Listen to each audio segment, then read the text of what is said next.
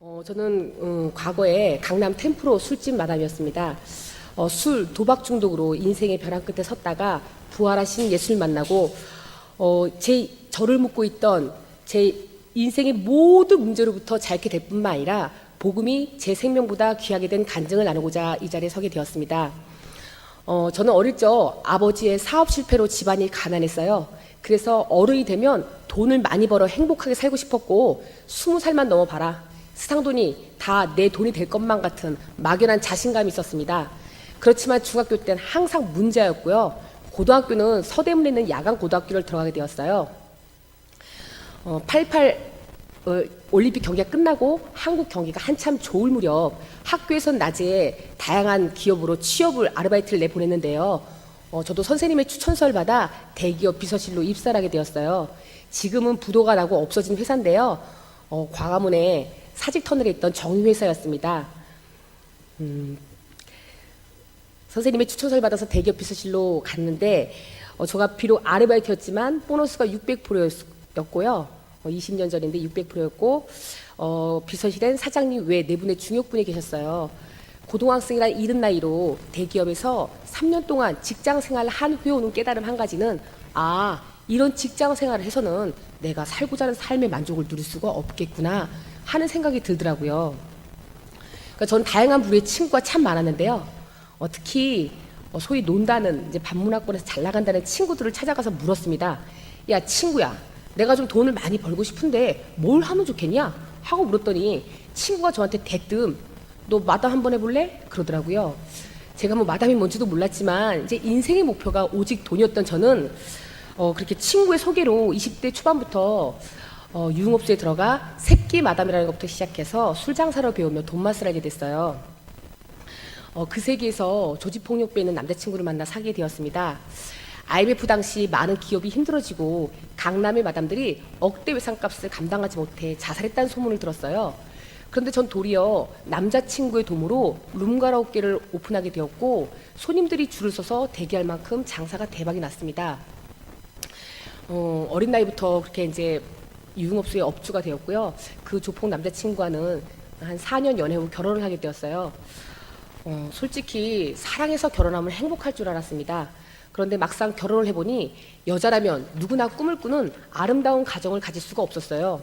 남편에게 있어서 이 가족의 개념이 제가 아니라 밖에서 함께 움직이는 선후배였고 무엇보다 남편이 경마로 많은 돈을 잃고 경마로 인해 이 부부가 신뢰가 무너지면서 거짓말이 반복되고 남편이 그러다 보니까 이제 부부가 신뢰가 무너지면서 결국 이제 결혼 1년 만에 딸 아이 하나를 놓고 이혼을 하게 되었어요. 저는 이혼 후 돈을 벌어야 했기에 제 딸을 시댁에 맡겼습니다. 제가 원하는 만큼의 돈을 벌면 제 딸과 행복하게 살 수 있을 거라고 인생의 모든 가치관을 돈의 기준으로 두었습니다. 제가 이혼 후 처음 시작한 것이 바 장사라는 건데요. 제 직업은 외모가 우상이다 보니까 매일같이 나를 가꾸는 일에만 올인하게 되었고 그러다 보니 자연스럽게 방탕한 삶을 살게 되더라고요. 처음에 돈을 벌려고 했던 목적과 다르게 마음의 세상에 가득 차 있다 보니 주말에 제 딸을 만나도 감당이 되질 않는 거예요. 그래서 항상 그 미안한 마음을 제가 돈으로 메꿔주면서 부모 노릇을 하고 있다고 착각을 했습니다. 저는 그렇게 제 부모에 대한 어떤 그 책임감과 그런 것은 전혀 상관치 않고 제 만족, 이렇게 술과 방탕과 세상의 온갖 쾌락을 쫓아 살며 사치를 부리고 살았지만 마음의 허전함이 무엇으로도 채워지지가 않았고 도리어 조금만 내 성격대로 되지 않으면 감정이 통제가 되지 않아서 지인의 권유로 대학병원에서 정신과 상담을 받게 되었습니다. 저는 제가 그때 성격과 감정의 기복이 굉장히 심한 사람이라는 것을 알게 되었고 변명은 우울증이었습니다. 나는 날 잘 통제하지 못하는 사람이구나. 내가 내 문제를 알았으면 조심히 살면 되지. 뭐하러 비싼 돈을 줘가며 그런 치료를 받나 라는 생각과 무엇보다 병원에서 제시하는 치료 방법이 제 문제를 해결해 줄 거란 확신이 없었습니다. 이후 자살 시도를 하다 중환자실에 입원하게 되었고 병원에서는 안정을 취해야 된다고 입원을 권유했지만 저는 의사 말을 듣지 않았어요. 그리고 일상으로 돌아와 가게에서 일을 하게 되었는데요. 지금 생각해보면 한마디로 시한폭탄 같은 사람이 돌아다녔던 것 같아요.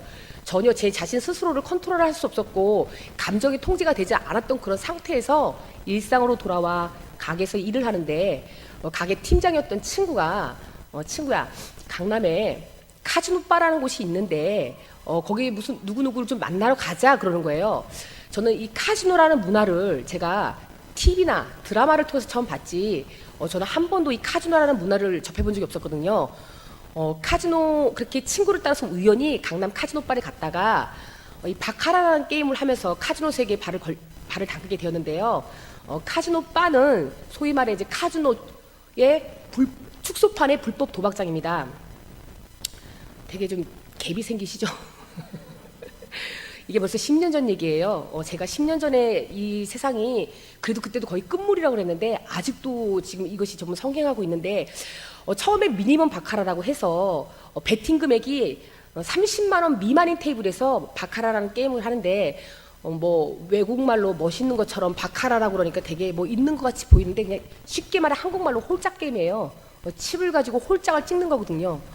처음에 30만 원 미만인 테이블에서 재미로 게임을 즐겼는데 어느 날 정신을 차리고 보니까 이제 한 판에 수천만 원에서 억대까지 칩을 베팅하는 테이블에 앉아서 이 100만 원짜리 골드 칩이 이제 100만 원짜리 칩이 골드 칩이 하나예요. 8명이 게임을 하는데 뒤에서 대기자들이 이렇게 100만 원짜리 골드 칩을 이렇게 툭툭 던지면서 이제 홀짝을 찍길래 야, 어느 정도로 정신이 나간 놈들이면 저렇게 100만 원짜리를 가지고 홀짝을 찍을까 했었는데 제가 하루가 이틀이 되고 이틀이 3일이 되고 뭐 이렇게 이제 발걸음이 잦아지다 보니까 제가 이렇게 돈에 대한 개념이 없이 그러고 있더라고요. 그래서 솔직히 처음에 재미로 시작한 게임에 너무 많은 돈을 빠뜨리니까 항상 본전만 찾으면 그만두리라 하고 스스로를 합리화시켰지만 사실 저는 그때 바카라만 하게 해준다면 제 영혼도 팔 수 있었을 만큼 도박에 깊이 중독이 되었습니다. 여기에 올인하고 살다가 한 4, 5개월 만에 5억을 탕진하게 되었는데요. 이 도박이 제 의지로 끊어지지가 않았어요. 하면 안 되는데라는 걸 알지만은 도저히 제 스스로 통제할 수가 없는 상태가 되었고 벌려놓은 일들이 감당이 되지 않아서 제가 미국으로 도망을 가게 되었습니다. 솔직히 이 벌려놓은 일들에 대한 책임감보다 상황과 환경만 바뀌면 내가 변화된 삶을 살 수 있을 거란 더 큰 기대로 미국에 갔어요. 그런데 미국에 갔더니 카지노가 더 크더라고요. 미국에 50개 주가 있잖아요. 동부에서 서부로 뉴욕을 출발해서 서부 끝으로 20개 주를 여행하게 되었는데요. 먼 눈에는 뭐밖에 안 보인다고 각 주를 들어 설 때마다 카지노 광고판만 눈에 띄더라고요. 미국은 거의 각 주마다 카지노가 있는데요. 굉장히 문화적인 충격이 컸던 것은 미시시피 강에 베이가 하나 떠 있었는데 들어가 보니까 카지노더라고요. 그런데 그 카지노에 이 머리가 하얗신 어르신들이 그 셔틀버스, 카지노에서 운행하는 셔틀버스를 타고 카지노를 마실라 하듯이 이렇게 오락실처럼 어른들한테 이 카지노가 오락실 문화로 자리 잡고 있는 것에 굉장히 충격이 컸습니다. 왜냐하면 카지노라는 화려함 뒤에 얼마나 많은 인생이 죽어나가는지를 전 너무나 잘 알고 있었고 제가 한국에서 함께 도박하던 친구가 자살하는 것을 보았기 때문에 이 카지노 문화가 얼마나 무서운지를 알고 있었지만 제 힘으로 빠져나올 길이 없었어요. 그래서 저의 그 방탕한 삶은 더욱 악화되어졌고 결국 또 미국에서도 1년 만에 한국으로 다시 나오게 되었습니다. 한국에 나와서도 여전히 인생의 갈 길을 찾지 못해서 매일같이 술과 도박판을 찾아다니면서 방황을 하다가 결국엔 맨 나중에 간 게 강남 템프로라는 술집 마담으로 들어가게 되었어요. 템프로는 상위 10%의 손님들과 아가씨들이 출입하는 대한민국에서 최고 잘 나간다는 그런 유흥업소입니다. 돈이 정말 수천억, 수백억 있다는 사람들을 무지하게 많이 봤지만 단 한 명도 그 사람들 얼굴에서 정말 행복하다라는 것을 본 적이 없었어요.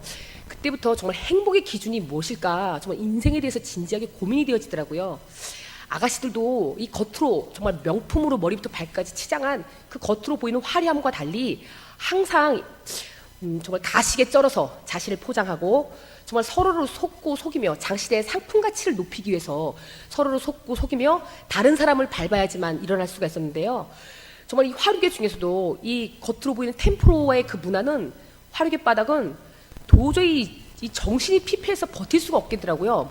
얼마나 그 생존 경쟁이 치열한지 제가 뭐 세상에서 망나니 같이 살았지만은 누구를 막 남을 속여보거나 뭐 이렇게 뭐 잔머리를 굴려봐서 살아보질 않았기 때문에 이게 뭐 사람들하고 정신적으로 밀당하고 이게 굉장히 피곤하더라고요. 어찌됐건 저의 그 성향하고 너무 맞지 않는 부분 때문에 힘들었고요. 그렇게 인생의 벼랑 끝에서 제가 신음하고 있을 때 제 인생에 큰 변화를 맞게 되는 전화 한 통을 받게 되었는데요. 저희 큰오빠가 다니는 춘천 한마음교회에서 여름 수련을 하는데 놀러와 보라에게 바람을 쐬러 갔어요. 그때 오빠를 따라간 한마음교회는 굉장히 인상적이었습니다. 춘천에서도 춘천도 태어나서 처음 가봤거든요, 제가. 근데 춘천에서도 동면, 장항, 리, 면, 리 쭉 시골 안으로 들어가서 정말 우사를 개조한 아주 그 겉으로 보기에 허름한 그러한 교회에 갔는데 예배당을 가득 메운 성도들의 얼굴들이 정말 해같이 빛나 있더라고요. 예배당을 가득 채운 성도들의 얼굴들이 천사같이 빛나 있는데 예배당을 가득 저는 목사님의 얼굴들이 천사같이 빛나 있는데 성도들이 고개를 끄덕끄덕이면서 아멘으로 화답하는 모습이 너무 행복해 보였습니다. 저는 목사님의 설교가 귀에 전혀 들리지 않았지만 이 강대상리 칠판에 천국과 지옥과 세상이라는 동그라미 3개 그림을 보게 되었어요. 사람들이 생각이 복잡하기 때문에 목사님께서 단순화시키기 위해서 그렇게 그림을 그렸다고 하시더라고요. 그러니까 그 그림을 보는 동시에 나는 뭐 죄의 기준이 뭔지도 모르겠고 지옥을 어떤 사람이 가는지도 모르겠는데 그걸 보는 동시에 내가 갈 곳은 지옥이겠구나 하는 생각이 자동으로 들더라고요.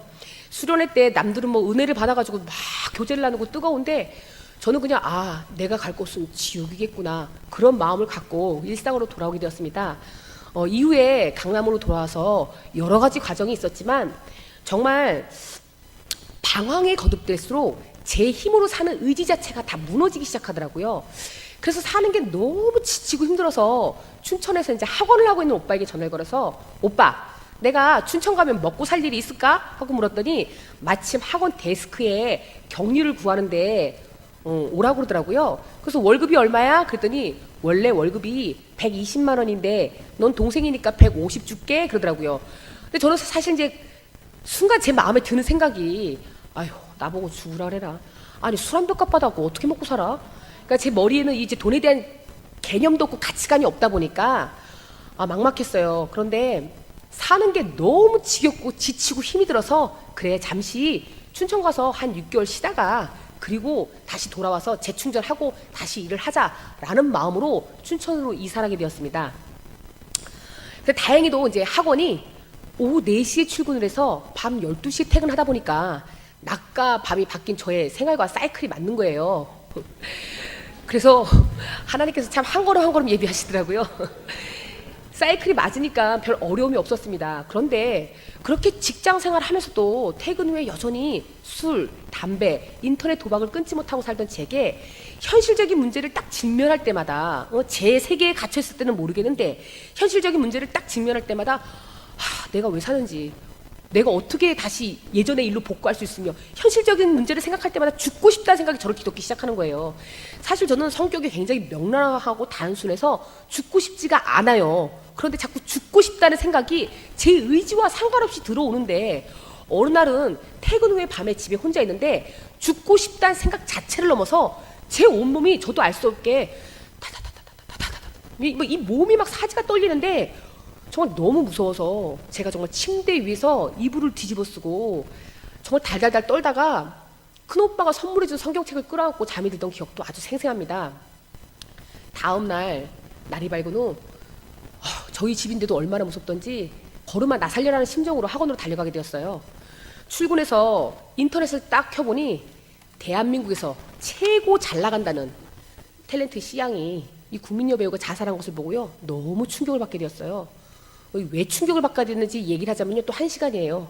어찌됐건 너무 충격을 받게 되었습니다. 이 탤런트의 죽음으로 제가 정말 결정적으로 죽음 앞에서 고민을 해보게 되는 계기가 되었어요. 그래서 주변에서 나에게 예수를 믿으라고 했던 사람을 찾아가 물었습니다. 진짜 하나님이란 분이 살아 계시냐? 그럼 그분이 나 같은 사람도 만나 주시냐? 그럼 그분을 만나려면 기도는 어떻게 해야 되는 것이냐? 아니 보이지 않는 하나님을 어떻게 믿냐? 성경책이 하나님의 말씀이라는 증거가 어딨냐? 이거 꾸며낸 거 아니냐? 그렇게 정말 갈급한 마음으로 제가 교회를 따라 나서게 되었고 정말 말씀을 간절히 사모하는 가운데서 전 세상에 태어나 정말 복음이 무엇인지, 예수님이 누구신지를 처음으로 듣게 되면서 내가 왜 세상에서 그러한 인생을 살 수밖에 없었는지 제 인생에 대한 비밀이 정말 말끔하게 풀려버렸습니다. 사실 저는 모태신앙이었습니다. 엄마 뱃속에서부터 교회를 15년 동안 아주 열심히 다녔지만 예수님이란 인물은 머리에 후광을 달고 나오거나 정말 벽화 속에 그림으로 그려져 있는 그야말로 신화 속에서 만들어낸 그런 가상 인물인 줄 알았어요. 그런데 예수님은 BC와 AD의 기준이 되시며 BC 4년경 베들레헴에서 태어난 역사 속 4대 성인 중에 한 분이신 실존 인물이라는 거예요. 성경은 구약과 신약이 있는데 구약은 이스라엘의 역사이며 이 땅에 오실 메시아에 대해서 300여 가지의 예언이 기록되어 있다는 겁니다. 그 중에 이사야 9장 6절에 이는 한 아기가 우리에게 낳고 한 아들을 우리에게 주신 바 되었는데 그 어깨엔 정사를 메었고 그 이름은 기묘자라 모사라 전능하신 하나님이라 영존하신 아버지라 평강의 왕이라 할 것입니다. 이사야 53장에 그가 찔림은 우리의 허물을 인함이요 그가 상함은 우리의 죄악을 인함이라 그가 징계를 받음으로 우리가 평화를 누리고 그가 채찍에 맞음으로 나음을 입었도다. 이렇게 이 땅에 오실 메시아에 대해서 300여 가지의 예언이 기록되어 있고 신약은 그 창조자 하나님이 이 땅에 사람으로 오셔서 나는 너희들이 기다리던 메시아다. 곧 모세의 율법과 선지의 글과 시편에서 말한 자가 바로 나다. 나는 부활이요 생명이니 나를 믿는 자는 영원히 죽지 아니한다. 지금 인간 예수가 자신이 천지를 창조한 하나님이라고 주장을 하고 구약의 모든 예언을 다 이루시고 온 인류의 죄를 위해서 십자가에 죽으시고 부활하셔서 나의 주, 나의 하나님으로 확증시키셨다는 겁니다. 성경대로 죽으시고 성경대로 부활하신 예수님은 완전한 사람이셨고 완전한 하나님의 아들로 인정되셨다는 거예요. 부활? 사람이 어떻게 죽었다 살아날 수 있지? 정말 죽음이 끝이 아니라는 건가? 저는 어릴 적 부활이라는 것은 정말 달걀을 먹던 기억밖에 없었거든요. 그렇게 정말 예수님의 부활에 담긴 의미가 무엇인지를 고민하게 되었어요.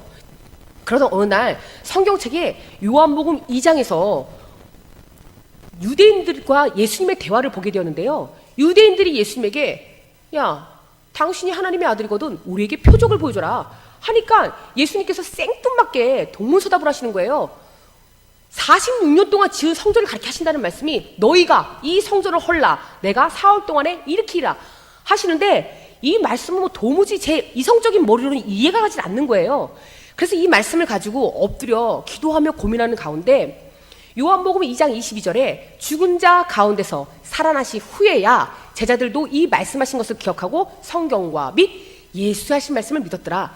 죽은 자 가운데서 살아나신 후에야 이 말씀이 생각나며 예수님께서 성전된 자기의 육체를 가르쳐 하신 말씀이 제게도 예수님의 부활이 확증되어 실제가 되는데 순간 헉소리가 나오더라고요. 부활하셔서 지금도 살아계신 창조자 하나님 앞에 딱 서보니 이분을 믿지 않고 내가 주인 되어 살았던 삶이 얼마나 악랄한지를 성령께서 비춰주시는데 정말 절규가 터져 나오더라고요. 야, 정말 인생을 살면서 수없이 풀리지 않았던 그 궁금증들이 이분을 만나는 순간 딱 풀어지는데 한마디로 내가 사는 이곳이 완전히 어둠이었구나. 싹 다 어둠이었구나. 이게 그냥 한순간에 알아지더라고요. 이 어둠에서 내가 35년을 마귀에게 속아 내가 주인되어 내 멋대로 살았구나. 눈에 보이는 세상이 전부인 줄 알고 살던 제가 부활의 주를 만나고 보이지 않는 영적 세계가 있다는 것에 너무 충격을 받게 되었어요. 목사님께서는 이 세상에서 자기가 주인되어 사는 삶은 욕심과 자랑밖에 없다고 하시는데 정말 제 인생을 돌아보니 육신의 종요, 안목의 종요, 이생의 자랑, 오직 내 만족, 나를 위한 삶, 본질 자체가 내가 주인이 죄의 열매가 주렁주렁 열릴 수밖에 없었구나. 정말 정신을 차리고 보니 나도 나를 용서할 수가 없는 완전한 괴물이었더라고, 괴물. 그런데 이런 괴물 같은 나를 살리려 창조자 하나님이 이 땅에 사람을 오셔서 내 죄 때문에 십자가에 죽으시고 부활하셔서 나의 주인이 되어주신 거예요. 내가 대신 죽어야 할 십자가에 예수님께서 죽으신 이유가 너를 사랑하기 때문이라 하시는데 정말 전능자의 그 이해할 수 없는 사랑 앞에 꼬꾸랄 수밖에 없었습니다. 하나님께서는 이런 저를 향해 너의 괴물 같은 옛사람은 나와 함께 십자가에 죽었다. 내가 살 때 너도 함께 살았다. 손을 내미시며 저에게 두려워하지 말아라. 누구든지 그리스도 안에 있으면 새로운 피조물이라. 이전 것은 지나갔으니 보라 새 것이 되었도다. 정말 죄인 중에 죄인, 괴수 중에 괴수, 나 같은 자도 이분의 핏값으로 죄사함을 얻었을 뿐만 아니라 영원히 온전한 새로운 피조물이 되어 완전한 자가 되었다는 이 복음은 그야말로 세상 언어로 표현되지 않는 충격 그 자체였어요. 정말 인생 막장 벼랑 끝에서 죽음이 끝이 아니라 영원한 천국이 있다는 것이 예수님의 부활로 확증되던 그날, 하나님 감사합니다. 하나님 감사합니다. 나는 살았다. 나는 살았다. 내 안에 메아리가 쳐지더라고요. 그제서야 어릴 적 아빠가 제 머리를 쓰다듬으면서 딸아, 난 너의 육체 아버지지 너의 영원한 아버지는 저 하늘에 계신 분이란다. 그 말씀을 이해하지 못했어요. 아빠가 얼마나 먹고 사는 게 힘들면 나한테 저런 말씀을 하실까. 어릴 적에 아빠가 제 머리를 쓰다듬으면서 그런 말을 하시길래 얼마나 아빠가 먹고 사시기 힘드시면 저런 말씀을 하셨을까 했는데, 그 말씀이 이 부활의 주, 정말 창조자 하나님이 내 아버지인 것이 딱 확증되는 그날, 정말 하나님이 제 아버지인 것이라는 것에 눈이 띄게 되었고, 그제서야 정말 인생의 갈 길을 몰라 방황하던 어둠의 긴 터널에서 빠져나와 마귀의 종노릇에 종집을 짓게 되었습니다. 정말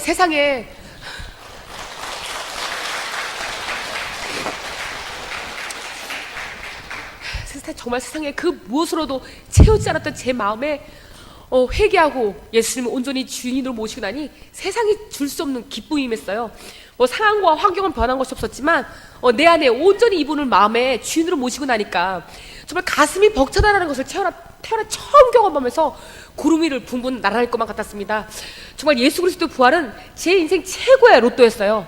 하나님이 살아계신 것이 얼마나 충격이었는지, 저희 큰오빠를 찾아가서 오빠 이것은 PD수첩에 알려야 한다고, 이것은 그것이 알고 싶다 제보해야 된다고, 아니 하나님이 살아계시는데 왜 이렇게 교회가 조용하냐고, 오빠 나한테 왜 이걸 말 안 해줬냐 했더니 너한테 20년 얘기했어 그러는 거예요. 그러니까 제 마음에 욕심과 세상에 대한 것이 차 있으니까 절대로 제 세계에 빠져 있었기 때문에 오빠 얘기를 듣지 못했던 거였잖아요. 그러니까 제가 마음이 낮아지고 바닥을 치기 시작하니까 이 복음이 들렸던 거예요. 그렇게 뜨겁게 예수님을 인격적으로 만나고 새벽 기도를 다니기 시작했는데요.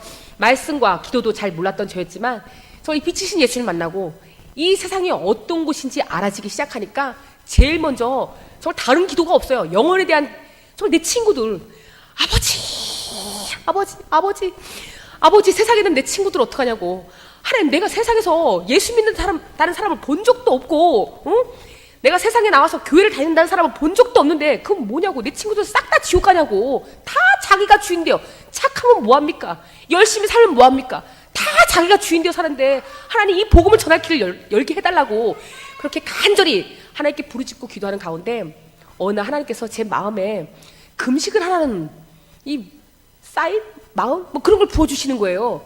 저는 순간 본능적으로 반응하기를 아유 하나님 전 금식 못해요 라고 했더니 하나님께서 기질대로 역사하신다고 야 너는 카지노에서 잘 도금떠라 이러시는 것 같았어요. 왜냐하면 제가 카지노에서는 이 게임에 빠져있느라고 시간 개념 없이 3박 4일 동안 물도 안 마시면서 게임만 했었거든요. 하나님께서 가장 기뻐하는 금식이 흉악의 결박을 끊는 것이라는 이사야 58장 말씀을 받고 아 금식에 이런 의미가 담겨 있구나 라는 것을 알고 5일 금식을 하게 되었는데요. 금식 마지막 되는 날 바람이 임의로 불매 내가 그 소리를 들어도 어디서 오며 어디로 가는지 알 수 없으나 성령으로 난 사람은 다 이러하니라 라는 말씀이 생각나면서 내가 내 가정을 회복시켜 주리라 하는 기도응답을 받게 되었어요. 근데 저는 순간 또 마음에 반응을 하기를 하나님 노 하는데 동시에 전화벨이 딱 울려보니까 8년 전에 이혼한 남편인 거예요. 순간 제가 전화 받기가 겁이 났어요. 사실 저는 그 순간순간들이 이게 기도응답이야 이게 뭐야 막 정말 막 혼돈이 와갖고 정신이 없었는데 지나고 보니까 정확하게 정말 하나님이 인도하심이었더라고요. 내 가정을 회복시켜 주리라 하는 기도응답 하고 딱 전화가 와서 보니까 8년 전에 이혼한 남편인 거예요. 전화 받기가 겁이 났어요. 왜냐하면 제가 예수님 만나고 너무 놀라서 서울에 있는 애아빠에게 전화 걸어 채아빠 하나님이 살아계시니까 지 앞에 교회를 빨리 나가시라고 아니면 내 딸이라도 교회를 보내달라고 했더니 남편이 제게 야 이년아 너는 술에 미쳐 도박에 미쳐 이제 종교까지 미쳤냐? 내 딸에게는 너가 없는 게 도와주는 거니까 다시는 연락을 하지 말라고 욕을 했었거든요. 그랬던 남편이 전화 오는 것을 보니까 순간 이게 성령의 역사야 마귀 역사야 분별이 안 되는 거예요. 그래서 잠시 고민하다가 여보세요? 하고 전화를 받았더니 그동안 핍박했던 목소리는 아주 다르게 나 바람이 쐬고 싶은데 춘천으로 가도 될까 하는 거예요. 순간 하나님께서 제 마음에 영혼에 대한 큰 사랑을 보여줘서 남편을 춘천에서 만나게 되었습니다. 조직폭력배던 남편은 술, 마약, 도박 중독까지 정상적인 삶을 살 수가 없던 사람이었어요. 그런데 춘천에 와서 성경대로 죽으시고 성경대로 부활하신 이 예수님이 우리의 주인이시라는 이 복음을 전해줬더니요, 그대로 그 말씀에 아멘을 하고 춘천 서울 혹시 제가 이단에 빠지지 않았을까, 춘천 서울을 3개월을 왔다 갔다 하다가 하나님의 인도를 받아서 춘천으로 오게 되었습니다. 남편은 40년 동안 직장이라는 데를 다녀본 적이 없던 사람이었어요. 그런데 춘천에 와서 제가 다니는 학원 운전기사로 취직을 하게 되었습니다. 부부는 뼛속까지 변하자는 믿을 수가 없잖아요. 남편은 하루 자고 일어나서 술 한 번 끊어볼까? 담배 한 번 끊어봐?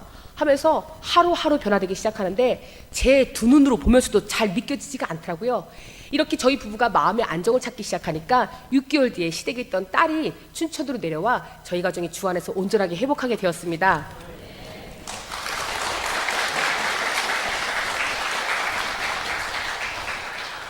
솔직히 이혼 당시에는 상황과 환경 때문에 이혼을 했다고 생각을 했어요.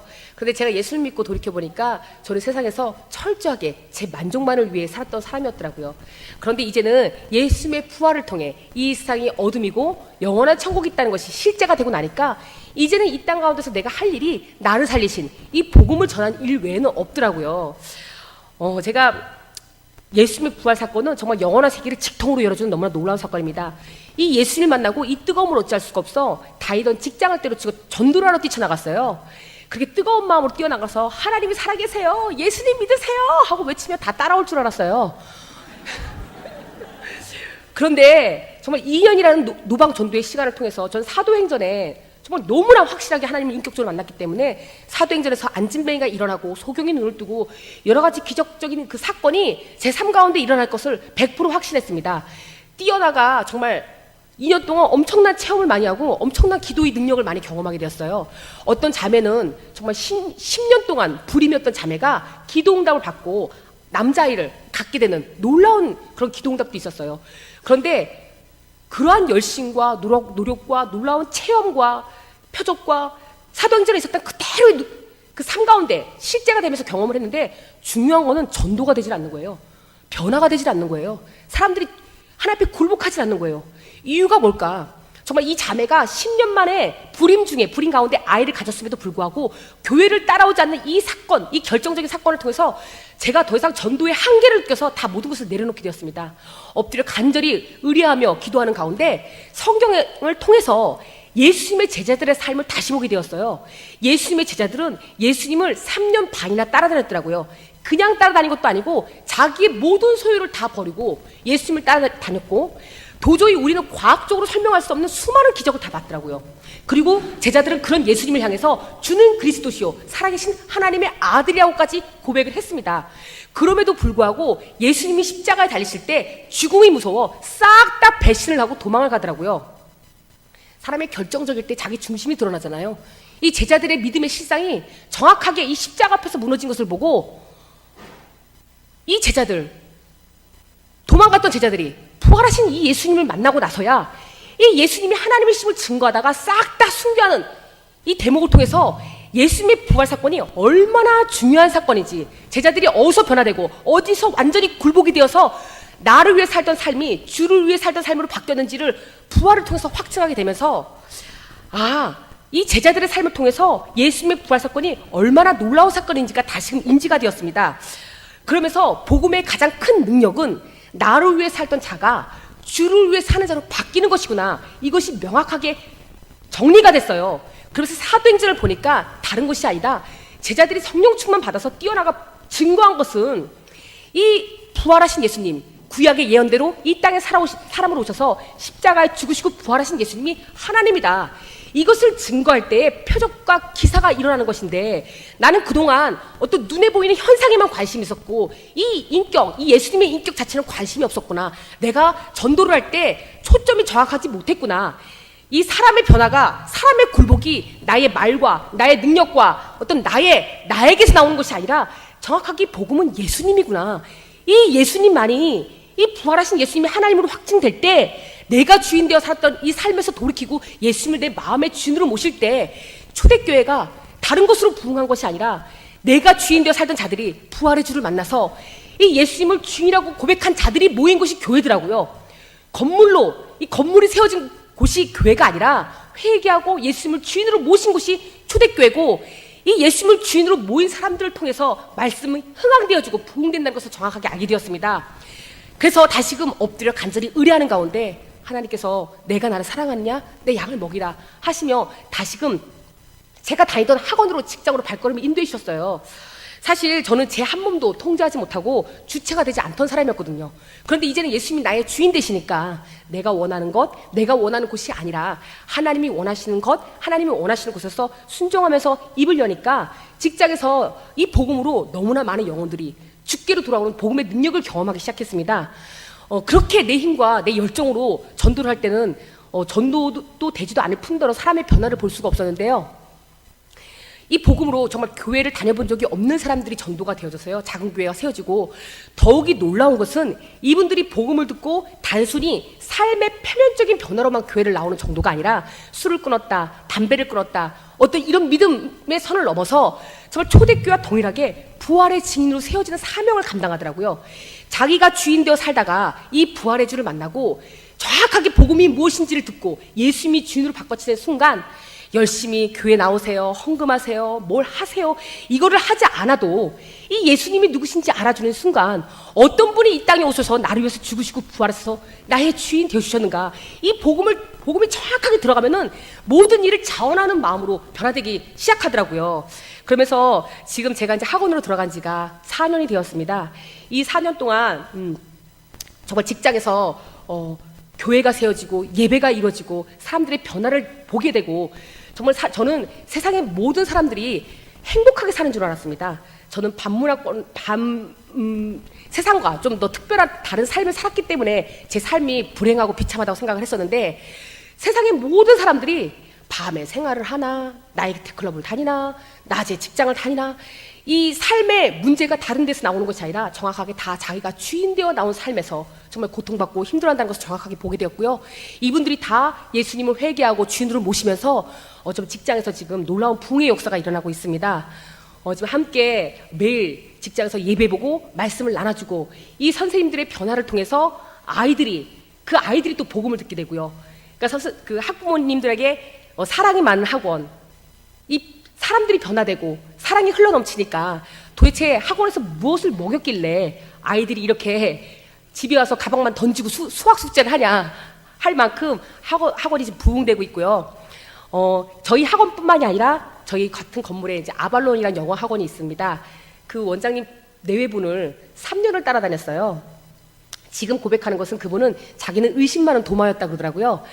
그러니까 이게 전도를 할 때 다른 것이 아니라 함께 먹고 친해지고 마음이 먼저 열어지고 계속 먹고 전도하고 말씀 넣어주고 함께 먹고 이렇게 친한 관계를 갖게 되다 보니까 지금 학원 전체가, 학원이 지금 데스크에 다 전도가 되어서 함께 예배를 보고 있고요. 지금 이제 교무실적으로 또 전도 공략을 하고 있는데, 한 사람의 변화가 정말 늦는 것 같으나 정말 한 사람의 변화가 가정으로 돌아가서 그 가정을 다 살리고 이 놀라운 부흥의 역사가 지금 일어나고 있습니다. 도저히 예수를 제가 좀 30분 안에 딱 시간을 맞춰야 되기 때문에 시간이 촉박한데, 도저히 예수님을 믿을 수 없는 사람들 연락이 오기 시작하고 있습니다. 저도 이런 가운데 시행착오와 많은 어려움이 있었지만 제 중심을 아시는 하나님께서 삶 가운데 예수님의 인격이, 이분이 원하시는 것이 무엇인지를 알게 해주시면서 저를 이제 성령의 지배를 받아 제 인격을 훈련시켜 주시고 계시는데, 제가 믿음의 분량이 되고 사람을 품을 수 있는 사람으로 성장하기 시작하니까 둘레에서 옛날 과거에 알던 친구들, 도저히 예수를 믿을래야 믿을 수 없는 그 친구들이 인생의 바닥을 치기 시작하면서, 가장 기쁜 소식이죠. 인생의 바닥을 치기 시작하면서 연락이 오기 시작하는 거예요. 이 친구들 남편이 우울증 걸려 3년 동안 집 밖을 못 나와, 뭐 별의별 사안이 다 있는데 지금 연락이 와서 복음을 듣고 이 가정들이 다 살아나는 역사, 정말 이 그대로 복음의 능력이 저뿐만이 아니라 둘레 많은 영혼들을 살리면서 복음이 제 생명보다 귀하다는 삶을 지금 사역을 감당하고 있습니다. 우리 중에 누구든지 자기를 위하여 사는 사람이 없고 자기를 위하여 죽는 자도 없도다. 우리가 살아도 주를 위하여 살고 죽어도 주를 위하여 죽나니, 그러므로 사나 죽으나 우리가 주의 것이로다. 이를 위하여 그리스도께서 이를 위하여 우리가 아무도 자기 자신을 위하여 살지 않기 위하여 이를 위하여 그리스도께서 죽었다 다시 살으셨으니 곧 죽은 자와 산 자의 주가 되려 하십니다.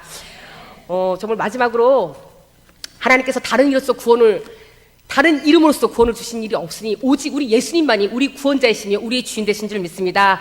간증 끝까지 들어서 감사하고요. 이 시간 우리 3일차 하나님께 영광 박수 올려드리겠습니다. 감사합니다.